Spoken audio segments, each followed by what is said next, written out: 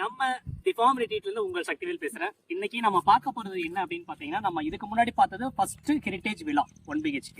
இப்ப ரெண்டாவது நம்ம பார்க்க போறது செகண்ட் 2 BHK. ஸோ இதுல வந்து inter connected rooms. So 2 villa, 2 வீடா இருக்கும், உள்ள 2 ரூம்ஸா இருக்கும். அந்த ரூம்ஸ் என்னென்ன ரூம்ஸ் இருக்கு, எப்படி எல்லாம் இருக்கு, எப்படி டெக்கர் பண்ணிருக்காங்க, இன்டீரியர்ல எப்படி இருக்குன்னு வந்து ஃபாலோ